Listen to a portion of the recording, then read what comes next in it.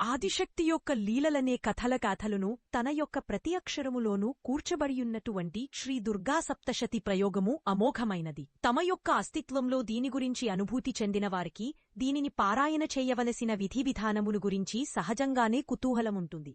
భగవతి యొక్క లీలగాథలకు సంబంధించిన పారాయణ క్రమాల గురించి గత సంచికలో వివరణ ఇవ్వబడినది. అయితే దైనందిన జీవన విధానంలో దీనిని ఏ విధంగా స్వీకరించాలి అన్న ప్రశ్న ఇంకా మిగిలి ఉన్నది. సామాన్యమైన సాధకుడు దీనిని ఏ విధంగా ప్రయోగించాలి? సర్వసాధారణమైన ప్రజలకు దీనిని పఠించవలసిన విధివిధానమేమిటి? ఈ ప్రశ్నలకు సమాధానం ఇవ్వకుండా ఆదిశక్తి యొక్క లీలగాథకు సంబంధించిన విభిన్న అంగములు, పలురకములైన మంత్రములకు చెందిన వేదాంతపరమైన ఆధ్యాత్మిక రహస్యాలను వెల్లడి సరసమైన సమాధానమివ్వడంలో మరియొక లాభం కూడా ఉంది. ఏ సాధకుడైన దీనిని సాధన చేస్తూ ఈ పవిత్రమైన లీలగాథను పఠించవలేనని కోరుకున్నట్లయితే అతడి మార్గం సహజంగానే శ్రేష్టమవుతుంది. శ్రీ దుర్గా సప్తశతిని పారాయణ చెయ్యవలసిన విధివిధానమును తెలుసుకోనుటకు ఉత్సాహపడే సాధకులు ముందుగా శ్రీ దుర్గా సప్తశతి పుస్తకమును సంపాదించాలి.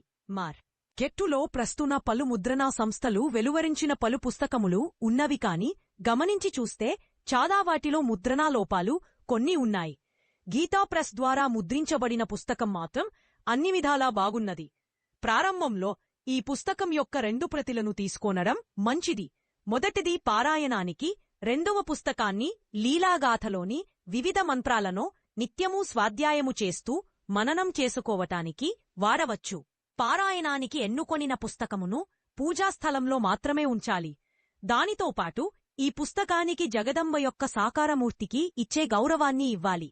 స్వాధ్యాయము కొరకు ఎన్నుకొనిన పుస్తకమును జాగ్రత్తగా చదివి అందులోని విషయాలను బాగా అర్థం చేసుకొనుటలో ఎటువంటి ఇబ్బంది రాకుండా ఉంటుంది.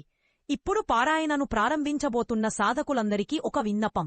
అది ఏమిటంటే దీనిని పారాయణ చేయుటకు విధివిధానము ఎంత అవసరమో, సాధకుని యొక్క ఆహార విహారములు, ఆలోచనాక్రమం ఎంతో సరళగానూ సాత్వికంగానూ ఉండే విధంగా జాగ్రత్త తీసుకొనుట కూడా అంతకన్నా ఎక్కువ అవసరం.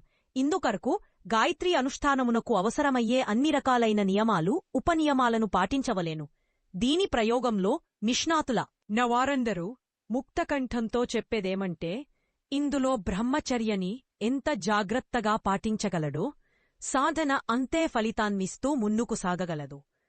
త్రికరణ శుద్ధితో బ్రహ్మచర్య వ్రతాన్ని నిష్ఠగా పాటించే సాధకుడు ఇతర నియమాలేవైనా పాటించకపోయినప్పటికీ ఆహార పానీయాలు తీసుకునే విషయంలో కొంత వ్యత్యాసం జరిగినను అతని సాధన ఎంతో మంచి ఫలితాన్నివ్వగలదు.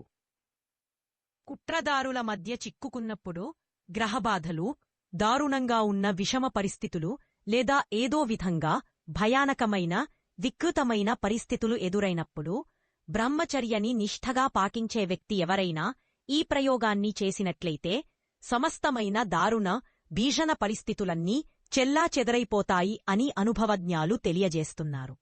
సరిగ్గా చెప్పాలంటే 1-2 గంటలలోనే ఈ ప్రయోగం ఫలితాన్నిస్తుంది. ఇంద్రునితో సమానమైన పరాక్రమవంతుడైన రాజుకూడా ఈ ప్రయోగాన్ని చేసే సాధకుని ముందు నిలబడలేడు. కుట్రలు పన్నేవారందరూ వారు చేసే కుట్రలు ఈ ప్రయోగకర్త ముందు విఫలమైపోతాయి. వారి తేజస్సు నాశనమవుతుంది. వారు అన్ని విధాలా విఫలపోతాయి. దెబ్బతింటారు. ఇప్పుడికి పారాయణ క్రమమును ప్రారంభించటానికి ప్రథమంగా మంచి రోజులను చూడాలి. కాని ఆపద వచ్చినప్పుడు ఈ ఆలోచనను వదిలివేయాలి. కాని గాయత్రీ మహామంత్రం అన్ని మంత్రముల ప్రయోగాలకు ఆధారం కాబట్టి సాధకుడు ఈ దుర్గా సప్తశతి పారాయణ కాలంలో నిత్యమూ 1 సహస్ర గాయత్రిని జపించాలి. ఒకవేళ ప్రయోగం దీర్ఘకాలికమైనది లేదా అతి విశిష్టమైన ప్రయోజనాన్ని ఆశించినది దానికనుగుణంగా గాయత్రీ మంత్రజపం 22,000, 1,25,000 లేదా 22 లక్షల జపం అనుష్ఠానపూర్వకంగా చేయవలెను.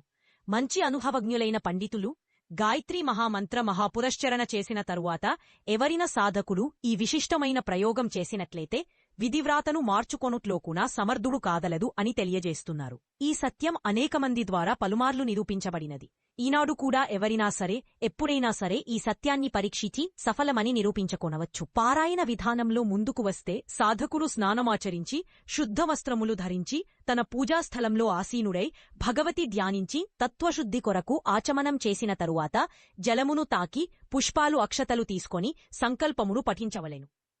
అపోద్ధారణ క్రమాన్ని పుస్తకంలో చెప్పబడిన విధిననుసరించి చదువవలేను. ఈ శాపోద్ధారణ మంత్రాలకు ముందు పుస్తకమును పూజించాలి. పుస్తక పూజ, శాపోద్ధారణ మంత్రాల తరువాత సాధకుడు ఉత్కీలన మంత్రాన్ని 20 మార్లు, మృత సంజీవని విద్యను 7 మార్లు పఠించవలేను. దీని తరువాత ఆదిశక్తికి నమస్కరించి కవచం, అర్గలం, కీలకం చదవవలేను. తమ యొక్క అభిరుచిననుసరించి రాత్రి సూక్తం, అథర్వశీర్షం కూడా చదువవచ్చును. న్యాస సహిత నవార్ణ మంత్రాన్ని జపించవలేను. ఆ తరువాత అవసరమైనంత మేరకు వినియోగం, న్యాసం చేసి దుర్గా సప్తశతి యొక్క 3 రహస్యాలను అనగా ప్రాధానిక, వైకృతిక, మూర్తి రహస్యాలను తదుపరి చేయవలేను. అయితే సాధకుడు కోరుకుంటే నవార్ణ మంత్రం తదుపరి దేవీ సూక్తాన్ని పఠించవచ్చును. రహస్యముల పారాయణ తరువాత శాపోద్ధారణ విధి మరల సంపూర్ణంగా చదువవలేను. ఆఖరుగా క్షమాప్రార్థన, ఆర్తి మొదలైన వాటితో ఈ పారాయణాక్రమం సంపూర్ణగావించబడుతుంది. అశక్తత వల్లనో, పని ఒత్తిడి చేతనో సాధకులెవరైనా ప్రతిదినమూ 3 చరిత్రలను పారాయణ చేయలేకపోయినట్లయితే వారు తమ పారాయణను వారం రోజులలో పూర్తి చేయవచ్చును. ఇందుకరకు వారు మొదటి రోజు ప్రథమ అధ్యాయాన్ని, రెండవ రోజు 2-3 అధ్యాయాలను, 3వ రోజు 4వ అధ్యాయాన్ని, 4వ రోజు 5, 6, 7, 8వ అధ్యాయాలని చదువవలేను. 6వ రోజు 10, 12 అధ్యాయాలని చదివి పారాయణను పూర్తిగావించవలేను. ఈ విధంగా 7 రోజులో శ్రీ దుర్గా సప్తశతిని సంపూర్ణంగా పారాయణ చేయగలం. శ్రీ దుర్గా సప్తశతి అధ్యాయముల పారాయణకు ముందు చదువవలసిన కవచం, అర్గలం, కీలకం మొదలైన వాటి పారాయణ, నవార్ణ జపం మొదలైనవన్నీ యథాప్రకారం నిర్దేశింపబడిన రీతిలో ప్రతిరోజూ చదువాల్సింది. ఈ విధమైన పారాయణ క్రమంలో సంపుటీకరణం కూడా జోడింపబడినది. సంపుటీకరణలో శ్రీ దుర్గా సప్తశతి యొక్క వివిధ మంత్రాలను ప్రయోగించడం జరుగుతుంది. అయితే సాధకుడు విశిష్ట వ్యక్తి గనుక అయితే గాయత్రీ మంత్రాన్ని ప్రయోగించవలేను. ఈ విధంగా చేయడం వలన శ్రీ దుర్గా సప్తశతిలోని 700 మంత్రాలతో పాటు 700 గాయత్రీ మంత్ర పఠనం కూడా పూర్తవుతుంది. దీని యొక్క సత్ఫలితాన్ని గురించి వివరిస్తూ ప్రతిశ్లోకం వ్యాహృతిత్రయ సంయుక్తాం గాయత్రీం జపే తదా మహాఫలం అని చెప్పబడినది. ఆదిలోనూ అంతంలోనూ చదువుట వలన జపించబడిన ఆయా శ్లోకాలు మహాఫలములు ఇస్తాయి అని అర్థం. శ్రీ దుర్గా సప్తశతి పారాయణ చేసిన తరువాత శ్రీ సిద్ధకుంజికా స్తోత్రాన్ని పఠించుట శుభప్రదం అని చెప్పబడినది. ఈ క్రమంలో రహస్యమైన అంశాలు అనేకం కలవు. గాయత్రీ మంత్రం యొక్క అర్థాన్ని, తత్వదర్శనాన్ని అవి విస్తృత రూపంలో తెలియజేయగలవు. మున్ముందు వాటినన్నిటి గురించి చర్చించుకొనగలం. అనువాదం శ్రీమతి లక్ష్మీ రాజగోపాల్.